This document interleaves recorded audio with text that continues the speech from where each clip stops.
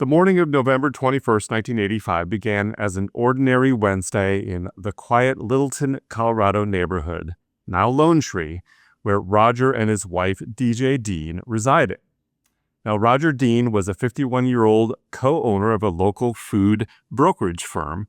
He was a respected businessman in the metro area of Denver. Now, the violent events around Roger Dean unfold around 7 a.m. on a seemingly ordinary Wednesday morning.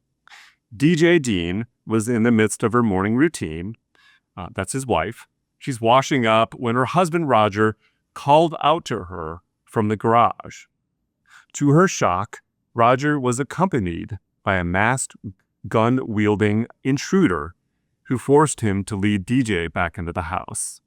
So there's been a break-in, and the first thing in the morning as you're kind of going off to work, and there's a guy there with a ski mask, a gun, and he's basically like, okay, get upstairs.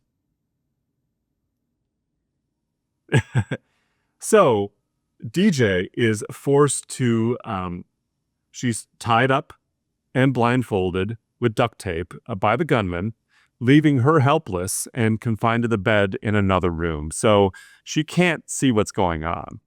And she could distinctly hear Roger and the masked man engaged in a heated conversation, specifically about Roger taking him to the bank to withdraw $30,000. Now, DJ then heard distinct sounds of the gunman rifling through drawers, followed by the terrifying eruption of gunfire. So gunshots start to go off after this argument between Roger and this unknown person, and DJ can't see a thing. With me so far? Okay. So it was later determined that Roger had made an attempt to flee the house, a desperate act that prompted the intruder to shoot him 5 times. Remember that detail. The first shot reportedly ricocheted off a banister, indicating the close proximity and chaotic nature of the struggle. So this is in the house. And so despite being gravely wounded, Roger managed to run into the street where he ultimately collapsed and died before emergency help could arrive. Pretty big dramatic events for first thing in the morning. He's shot 5 times, but still makes it out of the house and essentially collapses and dies in the middle of the street. Yeah, well, your fight or flight, I mean, yeah, you're fighting for your life. It doesn't matter what time it is or how tired you are, your adrenaline kicks in. But what a surreal shock to the system something like that would be first thing in the morning. And his wife DJ is still upstairs, tied up. She's got duct tape over her eyes, essentially. She doesn't know what's going on. She can't see anything, right? So as the masked gunman fled the scene, he inadvertently left 2 critical pieces of physical evidence: his ski mask and a backpack. Now, from the outset, several aspects of the crime scene puzzled investigators. Roger was found with twine marks on only one wrist, suggesting he had never been fully tied up. Additionally, while Roger was wearing contact lenses that morning, when he was shot, his eyeglasses were discovered in an upstairs bedroom, strangely covered with duct tape. So Sergeant Anthony Spurlock of the Douglas County Sheriff's Office came to believe that these anomalies, the partial ties and the duct tape glasses, were deliberate red herrings strategically planted to create a false impression that Roger had been blindfolded and bound. So the interpretation of this is aligning with the theory that this is a botched kidnapping. But also the fact that Roger was shot 5 times and attempted to flee indicates a violent, unplanned escalation. So whatever may or may not have happened, Roger Dean was killed. He was shot. And so was that staging of a larger failed scheme rather than a simple robbery gone wrong? Or was it a miscalculation by Roger about what was going on here? Or a betrayal by the perpetrator if something else was staged and was going on here? So I'm not going to give you the answer yet. So crucially, there was an eyewitness to the crime, a 9-year-old neighbor named Carly Gibson. And Gibson said she witnessed Roger Dean being shot and saw the suspect running through the snow toward his car before speeding away. So this is when Roger Dean goes outside and eventually dies in the street. And she sees a man, also leaving the house and just getting the hell out of there. So pretty important detail. She provided a description of the suspect, identifying him as a black adult male. She also observed DJ Dean running out of the house screaming in distress. So she's able to free herself and obviously visibly upset with what's happened to her husband and everything that's gone on. But despite the clarity of her account, this 9-year-old Carly Gibson, most of her kind of what she said is overlooked and frankly ignored by law enforcement at the time. So that's pretty crazy. So the initial focus was instead directed towards DJ and Roger's daughter, Tammy Dean, as prime suspects. A belief even mentioned in an episode of, yes, Unsolved Mysteries, where they look at the case, right? So there's lots of theories floating around what's happening here. Yeah, I would say so.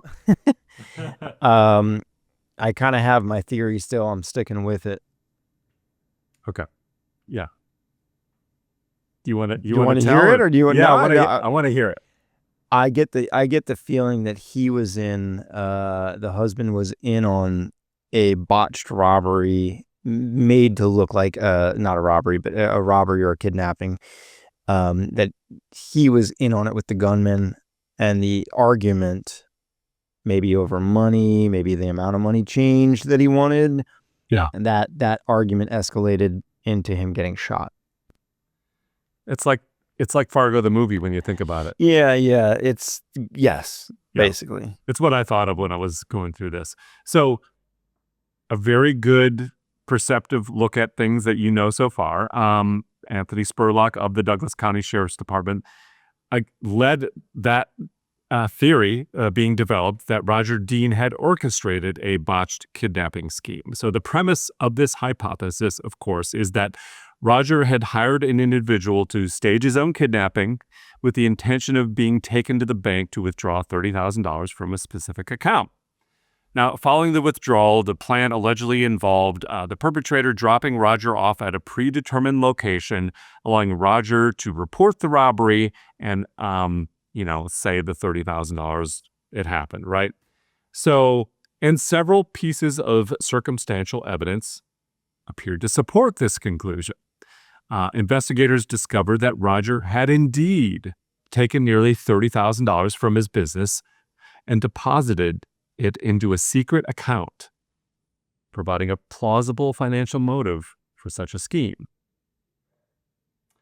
And then we have those red herrings that we talked about, like the twine marks on only one of Roger's wrists, suggest he was never bound. Yeah, you gotta make it look real. The duct tape on the eyeglasses, even though he wore contacts, led to an interpretation that says that this was being staged by multiple parties. So staged crime is the narrative. Another thing happened that morning that was different than the usual routine that Roger followed every morning. Typically, he would be leaving home before 6:15 on weekdays to go and work and do all those stuff. However, on November 21st, 1985, he was observed drinking coffee in his garage at 7 a.m. So he's not off to work. Right. Yeah. What are you waiting on? So investigators why is he doing this? He's probably waiting for whomever it is to arrive. And he actually lifts up the garage door, what they believed was a prearranged signal for the person that's going to be coming in there to approach the house. Man, if this is how this all really actually played out, I should become a detective. Yes. So, they did have the ski mask. They did have, they had physical pieces of evidence. But 1985, they didn't have that DNA matching technology yet to really figure this out. Okay, so they don't arrest anyone. There's still suspicions. There's still going on this theory. And 5 years after Roger Dean's murder, something else crazy happens. Just as the family was attempting to move forward, a new and terrifying chapter begins. On July 21st, 1990, DJ, Dean, and her daughter Tammy received an anonymous letter that reignited their nightmare. The author of the letter chillingly claimed to be Roger Dean's killer and demanded $100,000, threatening to kill again if the money was not delivered. The letter contained deeply disturbing and specific threats, particularly targeting Tammy, the daughter. It said, in part, "Do you know that I had met your daughter, Tammy, on a few occasions? Do not make me kill her. Your son is dead. Your husband is dead. Do not risk your daughter. She is the last one left." It's pretty chilling. Like 5 years after you moved on from the murder of your husband or father to get that letter. And remember, the suspicion is like this could have been an inside job or, botched kidnapping. And you get this crazy letter. So everyone's convinced of the letter's legitimacy. And so authorities immediately mobilized, and DJ and Tammy were placed under around-the-clock protection. And FBI agents moved into their home, establishing a wiretap to monitor the communications of the whole thing. And as promised in his letter, which I didn't get into all the details because it's a pretty long letter, he called 6 days later on July 27th and continued to make 12 more calls over time. And during these calls, he reiterated his demand, claiming that Roger owed him money and that he wanted to be paid back. And so DJ, under the guidance of the FBI, agreed to pay the $100,000. They attempted to trace one of the calls to a phone booth in Denver, but by the time they arrived, the caller had already fled, as you would imagine. So they thought they had him, but they didn't. So the extortionist eventually provided instructions for the money drop, and DJ was told to drive to a supermarket 20 miles north of their home for further instructions, and then to an alley behind an apartment complex in downtown Denver to leave the $100,000. So this is also very Fargo-ish too, right? Like meeting on the parking deck in the cold winter night with Steve Buscemi. So on the evening of August 19th, 1990, again 5 years later, DJ made the drop. An FBI agent was hidden in her car with surveillance trucks and a SWAT team strategically positioned nearby. But no one showed up to retrieve the money. And they were stuck, right? That was, in his final communication, the extortionist delivered a chilling last threat to Tammy, stating he planned to kill her when she least expected it. And then that was it. And that's the worst thing, I would imagine, because, forever you're looking over your back. You would be so uncomfortable in your own skin. I couldn't imagine that. And knowing or believing that person is legitimately a threat to you, Yeah, that they're still out there. That they're not just talking. Yeah, it's pretty wild. And so, remember I talked about the girl who had seen what she thought was a black man run away from the scene. So a different narrative formed that kind of threw police off the case too, and was preventing them from maybe looking the right way. And so a couple things happened.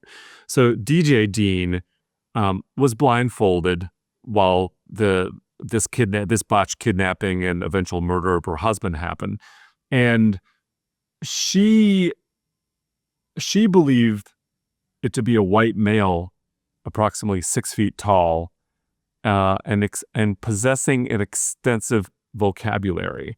Like, she was taking auditory cues and said, "Oh, it was a white man," because she heard them arguing and talking back and forth. I don't know if it was a bias or what it was. And then on Unsolved Mysteries, in that episode, they use a reenactment with a white actor. And so that starts to be part of the narrative that kind of shifts it in one direction. But remember that 9-year-old girl said, no, it was a black man that had actually left the scene. So they kind of don't have clear direction. So fast forward to around 2018, and investigators now have new DNA investigative techniques that they can apply in a lab, and they were able to refine who they thought was the parents of the suspect and hone in on this man. And it led to a link based on the ski mask. So records indicated that a man named Michael Jefferson had resided in Colorado in 1985, the year of the murder, and possessed a criminal history in Denver. And so this is a black man, like the little girl had said. And so they really wanted to confirm the DNA of this guy after getting it off the ski mask. And so 2 deputies boarded a Spirit Airlines cross-country flight with him, traveling from Los Angeles to New Orleans. And during the flight, the deputies observed Jefferson drinking from a plastic water bottle. When he finished and discarded the bottle by handing it to a flight attendant for disposal, the detectives strategically intercepted it before it reached the trash. I mean, Yeah, I mean, how do you do that without being obvious? they did it. They did it. And they sent that bottle to the CBI for testing. They had their match. It was irrefutable that it was this man, Michael Jefferson, as the murderer in Roger Dean's case. So he's arrested. He's 64 years old. He's arrested in April 2021 for the murder of Roger Dean, nearly 36 years after the crime occurred. He was apprehended and subject to extradition to Colorado to face charges. Then there's another twist. And I don't know if you've heard about this. I told you this was a pretty wild one. Have you heard of a woman named Missy Woods in Colorado who was a DNA analyst in the labs there? Have you heard anything about this? So she worked for the CBI, and she cut corners on the DNA that she analyzed. Like, she's handling all this stuff, right? Wait, did you do an episode on, or was that a different one? I did not do one on her. Okay. But she was charged with an astonishing 102 felonies, including forgery, perjury, and all kinds, cyber crimes, all this stuff. And so she admits to deleting files and samples to move cases along quickly because it's a pain. And she had been involved in the Roger Dean case, performing some of the DNA analysis. And so prosecutors originally thought, and they had talked to the family about this, like, this guy's going to prison for the rest of his life without a chance of parole, right? But can you imagine, as a defense attorney, having this opportunity of like, yeah, but even though you reran the test, like, this was faulty, it was, not good. So crazy that she was this, Missy Woods was part of this scandal. And so they ended up having to do a plea deal with Jefferson, even though the family didn't love it. So he got 32 years in prison, and I think he can get out in parole after 16 years. So after going this whole journey with this crime and finding the man that did that, the fact that the DNA that they used to capture him and, ultimately convict him, that was messy. And so the fact that he had to do a plea deal at right at the end in order to kind of keep him in prison is just such a wild ending to this, and frankly bittersweet. But it was him. It was him. Okay. Well, I mean, yeah, listen, I don't know how old he was in 1985, but this is 2025, and if he's got, he's going to probably be in prison the rest of his life. What, 64 now? Yeah. Or was at the time of the arrest? Yeah. Chances are he'll be in prison the rest of his life. Yeah. So at least there's that. Yeah. So there's a couple, to wrap this story up, there's a couple unfortunate parts also that resulted, one good, one bad, let's say. tragically, DJ Dean committed suicide in 2020. It was just 7 months before the genetic genealogy evidence finally linked Michael Jefferson to the crime scene. It's tragic. So this was so much for her, from the, being extorted with, feeling like you're being tracked, to, obviously being there the day of. That was a lot for her to take. And she took her own life before they had done the match. Yeah, that's sad. And again, going back to, just, I can't imagine, that's no way to live your life, just constantly looking over your shoulder, living in fear. I mean, just what that would do to you over time and years. Yep. That's sad. Yeah, and the other part, which I think is probably good news, but it was tragic for a different reason. And I talked about this, Carly Gibson, the 9-year-old, who had said, I saw the person that did it, et cetera, and how she was kind of ignored. She candidly shared with her critical eyewitness account that had been, quote, disregarded by law enforcement at the time. And now her powerful statement said, I spent a lifetime with this murder being part of my story. It's time that Mr. Jefferson carries the burden. And so she made that statement years later. And this is really interesting. Former Douglas County Sheriff Tony Spurlock, who I mentioned, publicly apologized to her in the courtroom for overlooking her testimony. Well, there's that. I mean, I'm just saying, not every, that doesn't happen every time. Yeah. And I mean, there's no link that the victim was no part of it. It wasn't a botched or staged or anything like that. Is there any inclination of that? Your guess is as good as mine. Yeah. I mean, to me, it's the events of that day are still really weird. Yeah. And the cash being moved around, I think, is unresolved, let's say. The amount of money. A lot. Yeah. Yeah. I mean, unless the guy worked with him or knew something about his, the inner dealings of his work, I mean, how else would you? There's something there. But he also doesn't deserve to be murdered. Sure, of course. Even in a botched kidnapping. So I just thought that was a really super interesting story with maybe unexpected end results. I don't think you predicted all of that or saw all of that coming. No. Can't say that I did. But I there's a big part of me that still stands by my theory. Right. I could be wrong, but I'm going to stick with that theory because I think, I think there are too many odd things. Him not going to work at his usual time that day, transferring the money, the eyeglasses upstairs with duct tape on them. Like there's, Well, and because of the DNA being botched by that woman, the CBI, person in the lab working on the DNA, because they actually had to take that plea deal, he didn't go to trial. So the defense could have said this, yes, he was there, but this man, Jefferson, was being paid by Roger Dean, and all the details could have come out by this man. Right.